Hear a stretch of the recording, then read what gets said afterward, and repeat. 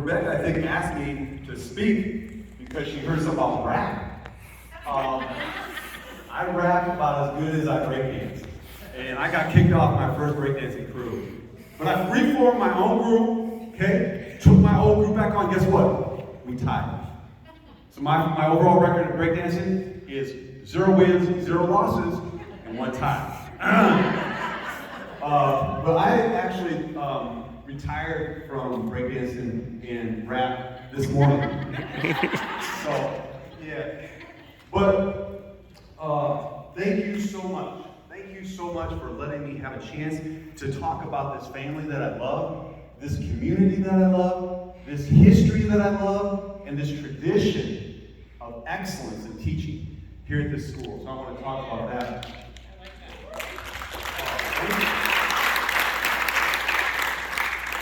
Now, I hope through this story, and the story is Pop-Tarts, okay? Let that stick in your mind the rest of the year. Pop-Tarts.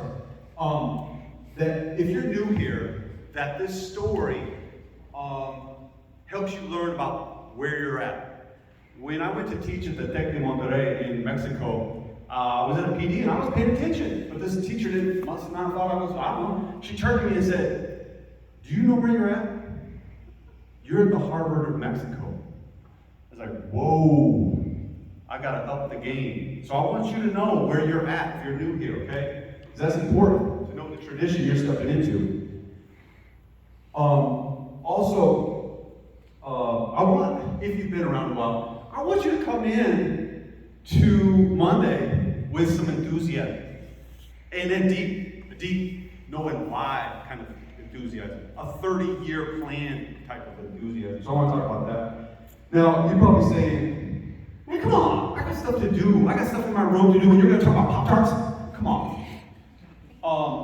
But I think, first of all, let's just take a deep breath, okay? My goodness, the thing that drives me crazy about teaching is the chicken with your head cut off scramble. The half-sweaty armpit scramble. You guys know what I'm talking about? Yeah. Oh, the emails. The scramble. I just want to take a second, just to breathe for a second, okay? And talk, what are we really doing? So, if you're so, and me too, if we're so about getting back to that classroom, I want to ask you one question. What will it matter in 30 years? Whatever you're so worried about doing right now, what is it going to matter in 30 years? That's my question. And I think I have a story here of somebody who's going to tell us, what does it matter that we're doing? Allie Flores, 2010, believes, is that right, Victor? Or 2013? 12, okay, 12. Allie, she went on to the University of Iowa. She got her master's at Iowa State. She went and worked at USD. She's now a director of program at WIT. And so I want to talk about how this happened to this girl. Now, the other day I was with Everett and Victor, and was at the same table with you guys, and I met her again. Now, she was one of my former students here. And we talked for a solid hour. I don't know if you guys heard this conversation, but my only question to her was, what was your experience like at West High? And her eyes lit up, and she said a name, John Cole. Is John Cole here today? I invited him. Wish John Cole was here.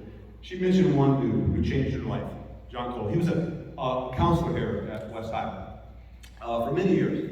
And she went on to tell me about John Cole. Now, here's the funny thing about John Cole. Allie wasn't even on his docket. He wasn't even her counselor. And I said, well, how'd that happen? How did he make such an impact on you when John Cole wasn't even your counselor? And she's so nice. She tried to be mean, but she goes, my regular counselor? She was always busy, and she was doing her job. She was always trying to sign me up for everything. That's great. But when I was with her, I always felt like I was just another kid taking up her time. And then there was this guy, John Cole, who did a couple things. Now, we can talk all day just on these 3 things. He looked her in the eye, in the hallways, wherever. He smiled, and he said, "How are you doing?" And really, guys, that's all I got. That's all. That is so huge. And he kept asking her that. How are you doing? And then one day she said, "You know what, Mr. Cole, I'm not doing that well." And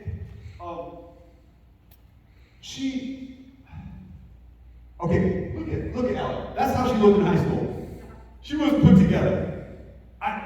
This girl was, poor. I'm talking can't pay the rent poor. I'm talking I might be waking up in Morningside poor. Because we can't pay our rent poor. And then she would have to grab a city bus and get across town, transfer downtown, get to West High. Guess what? She'd be late. But she had to go to now. His name was John Cole. See, John Cole knew the backstory. And he would write her a pass, probably to my class. And he had this box of Pop-Tarts.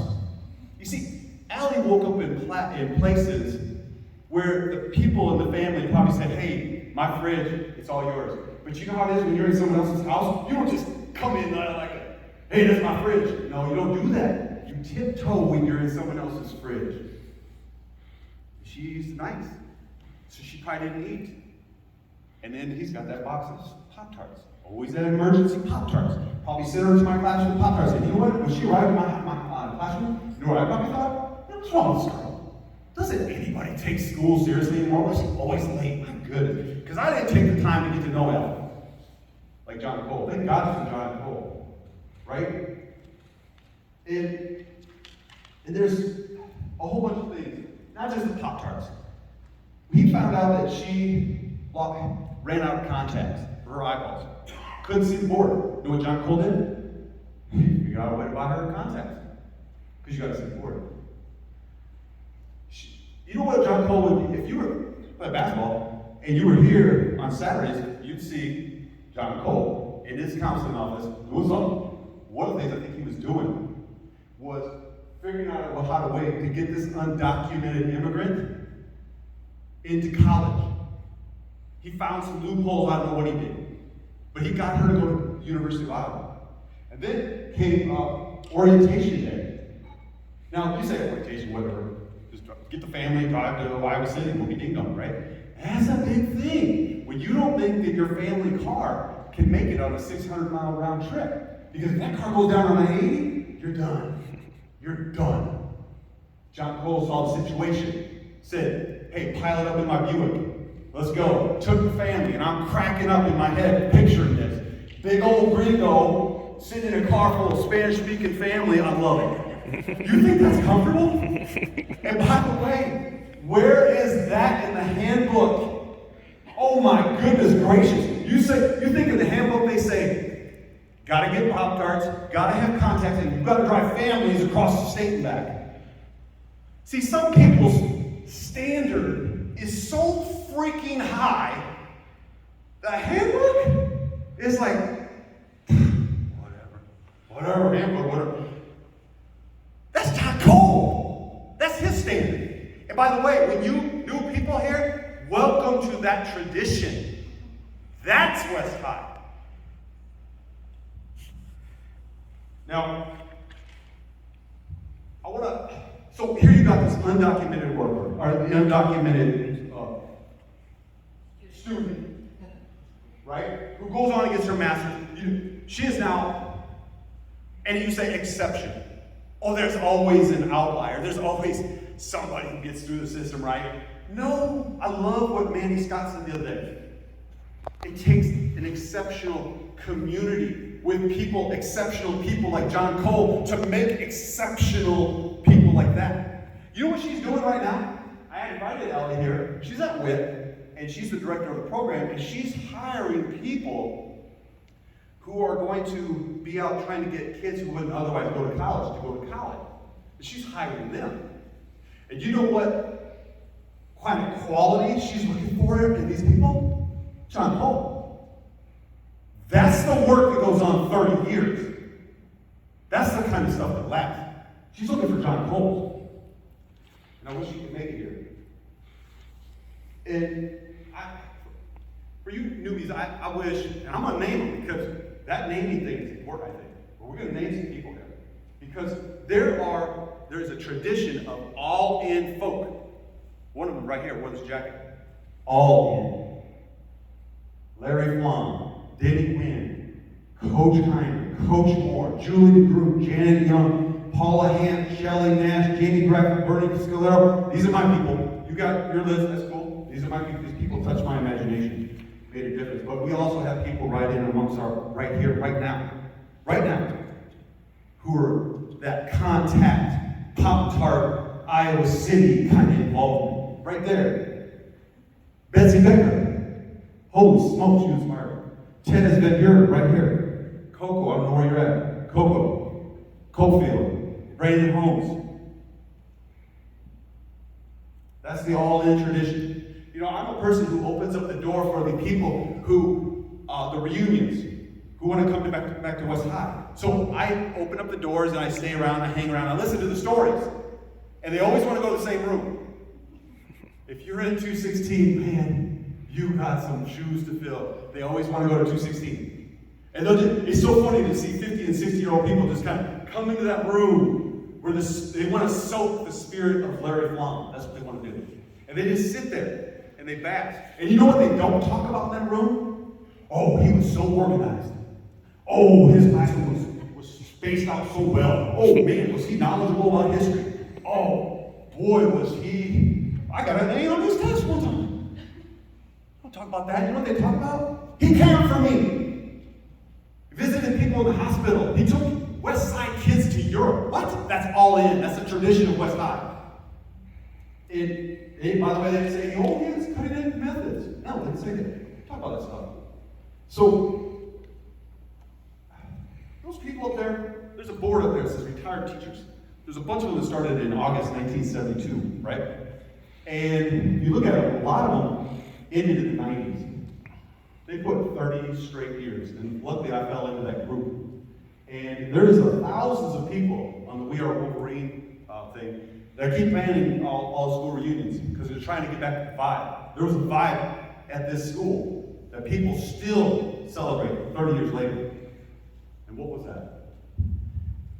Well, I don't know where exactly I'm at my notes, but I think one of the spirit things, and when you say We Are West, man, I get a little bit, what's that mean? We Are West. I'll tell you what We Are West means to me. My little brother, my big brother, my big brother. I was in the school in 1976, but I remember in 1979, I was at a wrestling meet, and my brother pinned a kid from East. He was in the 98 weight class, right? And, this is what West is about. When they stopped, and my brother pinned him, and they were going to do that referee thing where they raise his hand, the school stopped all the lighting, and they put a spotlight right on my brother, and then they, boom, hit Queen's We Are the Champions. And I was like 6 years old. Holy smokes, I got goosebumps. And I said, whatever that is, I want to be a part of that. You making kids shine like that? I love it. I love it. And if you knew the backstory of my brother, travel ball, you know what travel ball was to my brother? Driving to Payless Catchways was like Menards. You know what his weightlifting program was? I'm not kidding you. It was lifting sheetrock. And then construction kind of went down in the family during the winter, so my parents said, okay, you can go wrestle. He had a chip on his shoulder, by the way. But you take a kid like that, barely get a chance to ever play sports, and he has some success. And if that doesn't get you, I don't know what will. Because that's how West is.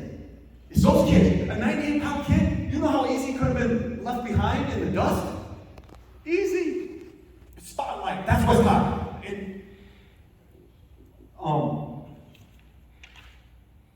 I just had another story. But it's all good. It made it come back to me. Oh, so I want to talk about. So now I want to talk to you as my little West Side kid inside me. I grew up on South Fawcett Street. So now I'm not talking to you as a teacher, okay? I'm I'm talking to you as a little kid who grew up here. I want to tell you two things about what you're seeing, what you're going to see on Monday. Okay? My parents had to work all the time. Okay? I played 15 sports. I was on 15 different teams. It's almost as much as you can play. You know? I was out every time, all season. I was out. My dad had time to go to one basketball game. That's all. That's all he had time for. Okay? And so my parents they work in jobs all the time. If I don't have teachers, I don't have coaches noticing me, nobody's gonna notice me. I was 5'2", 100 pounds. Nothing. Who's gonna notice me? You don't understand how big a role you have. They're gonna come in and say, oh, teachers, no, they're not gonna. They're gonna be hard. But there's a soft spot in there that will appreciate it when you love them. Because home life is busy. And one other thing about growing up on the west side. You see, it took me a long time to articulate this about what it's like to grow up on the west side.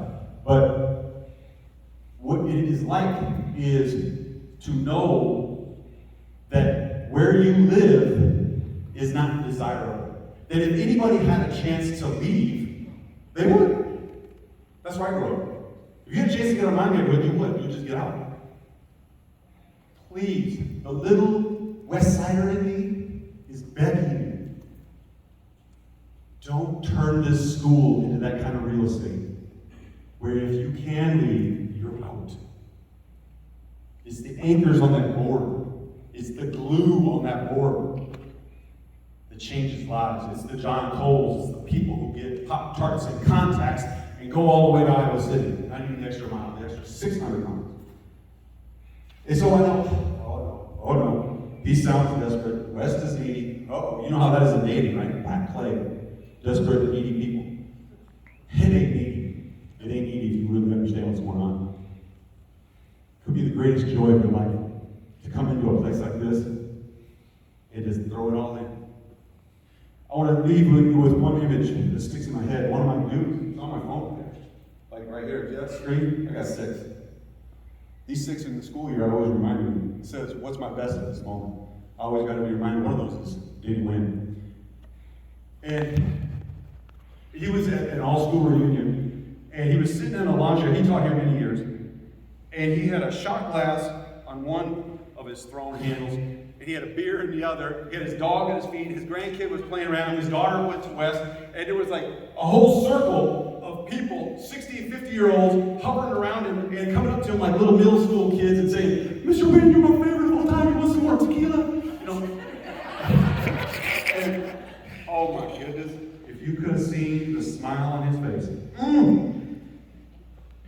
The smile on his face is not something you get on the cheap.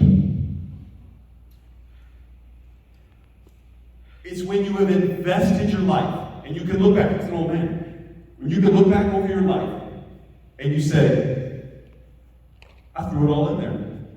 When the world needed a Pop-Tart, I had a Pop-Tart. When the world needed contact, I had some contacts. When the world needed a ride to Iowa City, I was there. You can't take that smile off a person's face. That is a real retirement plan. So if you've got a choice today, you can come in on Monday and know that handbook. I think it's what, 725 to 310. All right? 725 to 310? 305. Oh, 305. 305. And you can do that, and you can count the years to your retirement. Okay? There's that reality. But that doesn't get talked about at the reunions. So you can do that. Or you can get to know the tradition of this place, of the all-inners, and know the joy of that smile.